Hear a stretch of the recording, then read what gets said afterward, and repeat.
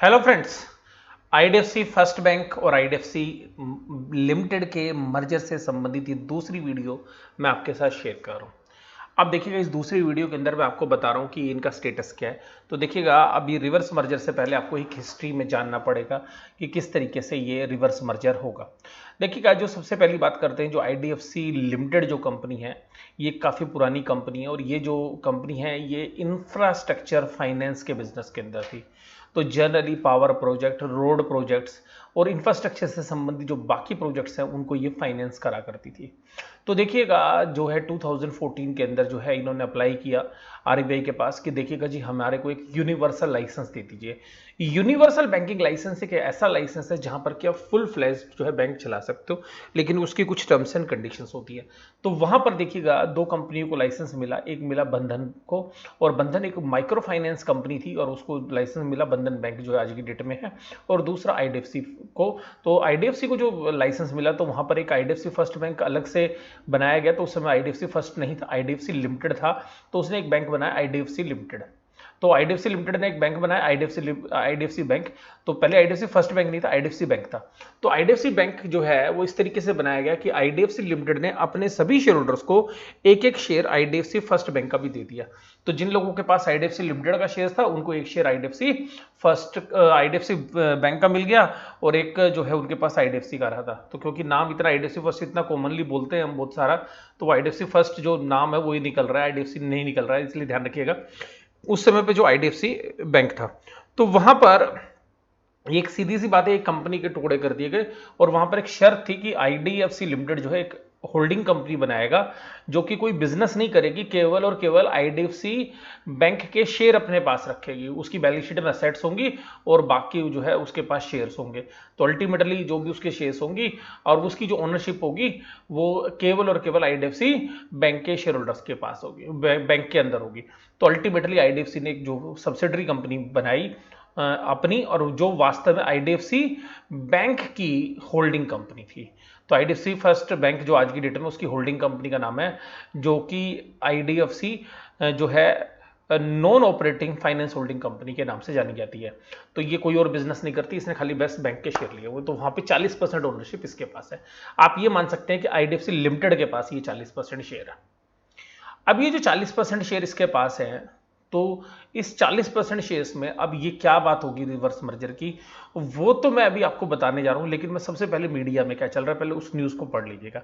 देखिएगा 4 साल पहले जो है ये एक प्रोसेस जो है वो स्टार्ट हुई, जहां पर कि इन्होंने एक आईडीएफसी ने अपनी एक होल्डिंग कंपनी जो थी आईडीएफसी फर्स्ट बैंक के लिए बनाई। हालांकि वो आईडीएफसी लिमिटेड की सब्सिडरी है वो भी, और यहाँ पर आईडीएफसी लिमिटेड की जो सब्सिडरी कंपनी है IDFC finance holding company limited, उसके पास जो है आईडीएफसी फर्स्ट बैंक के शेयर्स हैं 40%। तो अल्टीमेटली आईडीएफसी लिमिटेड जो है उसको ओन करता है। तो जब ये बैंकिंग लाइसेंस दिया गया तो ये शर्त रखी गई कि जो है अगले 5 साल के अंदर जो है होल्डिंग 40% तक जो होनी चाहिए, और 5 साल जैसे पूरे होंगे उसके बाद आपकी होल्डिंग जो है 40% से कम हो सकती है अगले 5 साल के लिए, यानी कि छठे साल से लेके 10वें साल के बीच में आपको होल्डिंग 15% तक करनी है। तो अभी देखिएगा आईडीएफसी लिमिटेड के पास 5 साल का समय है, और ये जो बैंक है ये ऑपरेशनल हुआ था 1 अक्टूबर 2015 को। तो 1 अक्टूबर 2015 को ऑपरेशनल हुआ था ये बैंक। तो अब ये ध्यान से समझिएगा कि 1 अक्टूबर 2020 को पूरे 5 साल हो जाएंगे ऑपरेशंस के। तो ऑपरेशन की डेट से 5 साल के अंदर इसको जो है ये शेयर बेच ही नहीं सकती थी, 40% से कम कर ही नहीं सकती थी। तो अब यहां पर ये जो बात आएगी कि ये अपनी जो है होल्डिंग कम कर सकती है और ये 15% तक भी ला सकती है। तो अल्टीमेटली यहां पर क्या ऑप्शंस बचते हैं कि आईडीएफसी लिमिटेड जो है अपने शेयर्स ओपन मार्केट में बेच दे। तो उसको देखिएगा प्राइस अभी 31 रुपए चल रहा है, तो वहां पे तो मुझे लगता नहीं कि आईडीएफसी लिमिटेड जो है इतना सस्ता वैल्यूएशंस के साथ जो है आईडीएफसी फर्स्ट बैंक को बेच देगी, तो मुझे उसकी संभावना तो नहीं लगती। और दूसरी बात और भी बताता हूं कि एक इन्वेस्टर है जो इसके साथ जो है कैपिटल फर्स्ट के मर्जर की वजह से इसके साथ जुड़े, और उस इन्वेस्टर का नाम है वारवरी पिनकस। वारवरी पिनकस की जो कंपनियां हैं वो वास्तव में इस मर्जर के बाद जो है, अगर आईडीएफसी लिमिटेड के बाद अगर बात करें तो सबसे बड़ा जो है वो इन्वेस्टर है वो वारवरी पिनकस जो है यूएस का एक प्राइवेट इक्विटी प्लेयर है, प्राइवेट इक्विटी फंड है जिसने यहाँ पे इन्वेस्टमेंट की, और उसकी जो इन्वेस्टमेंट है वो बहुत सोच समझ के एक स्ट्रेटेजी के साथ जो है उसने इन्वेस्टमेंट की हुई है। तो ध्यान रखिएगा यहाँ पे, और जो मर्जर के अंदर जो रोल प्ले किया था था मेन कैपिटल फर्स्ट के साथ, उनका बहुत बड़ा रोल था। तो अल्टीमेटली वो नहीं चाहेंगे कि कोई दूसरा व्यक्ति उसके जो शेयर्स हैं उसको खरीद ले आईडीएफसी लिमिटेड को, तो उसकी जो ट्यूनिंग है उसके साथ नहीं होगी, और वास्तव में वो नहीं चाहेगा कि कोई और बड़ा इन्वेस्टर बने, और ना ही वैद्यनाथन जी भी चाहेंगे कि कोई जो है नया प्लेयर आए, जिससे कि उनकी जो स्वतंत्रता है, जो उनको ऑटोनॉमी मिली हुई है बिजनेस को रन करने की, वो शायद उनको ना मिले। और जैसा कि बाजार में अफवाहें हैं, जो जो पुराने सीएमडी थे आईडीएफसी बैंक के डॉक्टर लाल जी, वो भी अब नॉन एग्जीक्यूटिव हो गए हैं, तो अल्टीमेटली उनके साथ भी जो है कुछ मतभेद की खबरें जो है मीडिया में आती रहती है। तो देखिएगा यहाँ पर वैद्यनाथन जी नहीं चाहेंगे किसी भी तरीके से कि जो है कोई नया जो है पार्टनर जो है इस शेयर्स को ले। तो अल्टीमेटली ऐसी मार्केट में अफवाहें हैं कि यहाँ पर एक रिवर्स मर्जर हो जाए। अब रिवर्स मर्जर में होगा क्या, वो मैं अब आपके साथ जो है डिस्कस करूंगा। तो देखिएगा रिवर्स मर्जर क्या होता है, ये आपकी स्क्रीन पे है, ये आप पढ़ सकते हैं, ये मैं आपको समझा भी चुका हूँ पिछली वीडियो के अंदर। तो आइएगा देखिएगा, मैं अब आपको इसकी कुछ डिटेल्स आपके साथ जो है शेयर करूंगा, और उसके बाद जो इसकी वैल्यूएशन जो है वो नेक्स्ट वीडियो के अंदर मैं आपके साथ बात करूंगा। तो देखिएगा आप यहाँ पे समझिएगा कि दो कंपनियां हैं हमारे पास, एक है आईडीएफसी लिमिटेड और दूसरी है आईडीएफसी फर्स्ट बैंक।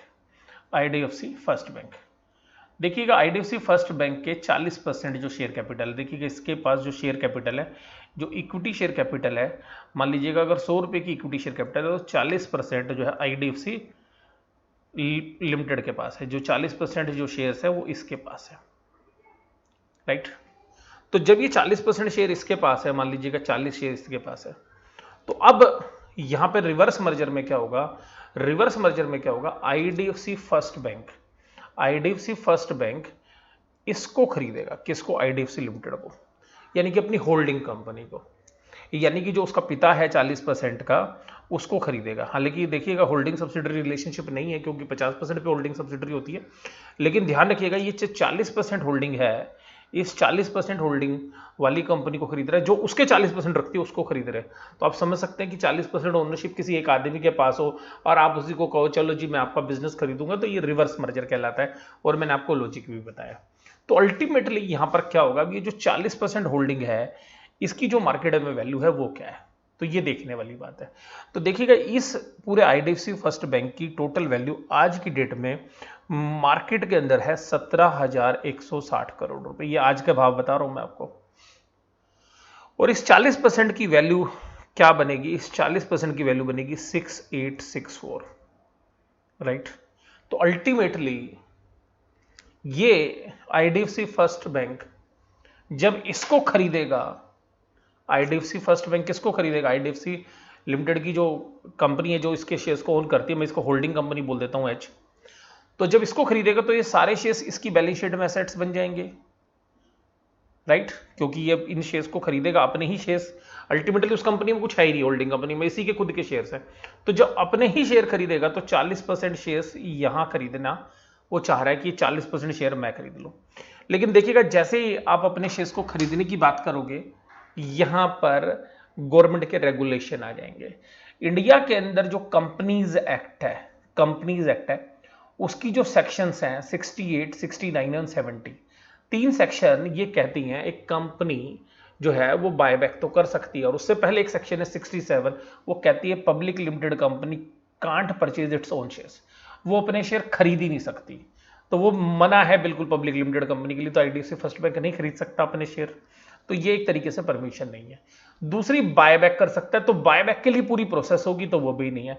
लेकिन देखिएगा कानून में एक प्रावधान है कि अगर कभी आप मर्जर कर रहे हो तो आप ऐसा कर सकते हैं।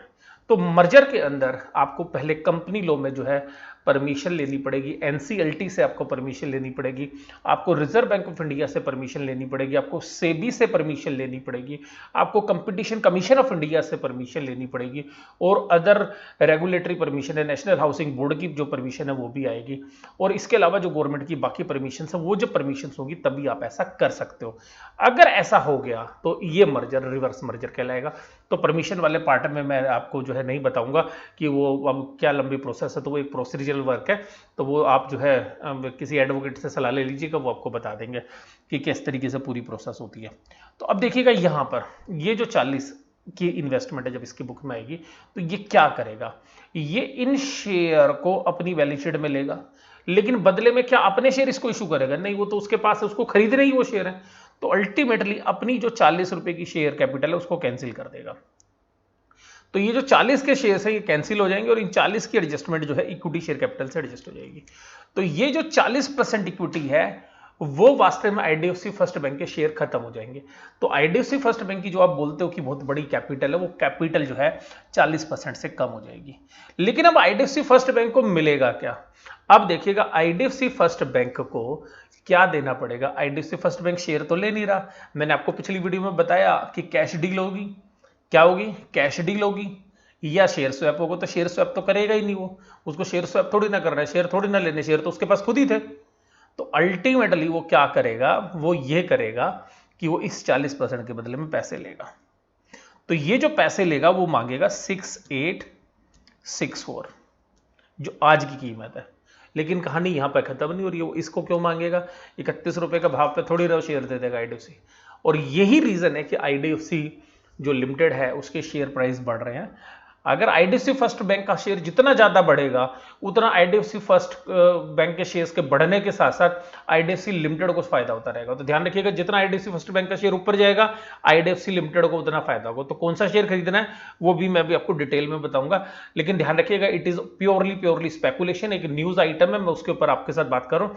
लेकिन क्योंकि एक रेप्यूटेड न्यूज़पेपर के अंदर ये रिपोर्ट आई और सोर्सेज के हवाले से उन्होंने खबर दिया, तो मैं ये एनालिसिस कर रहा हूं कि ऐसा हो सकता है। बहुत सारी जो रूमर्स है पास्ट में भी जो है वो बाद में न्यूज बनकर आई है। जैसे कैपिटल फर्स्ट का और आईडीएफसी फर्स्ट बैंक का जो मर्जर है वो पहले रूमर्स था और बाद में वो न्यूज बन गई। और देखिएगा एग्जैक्टली आपने देखा भी कि मर्जर हो गया।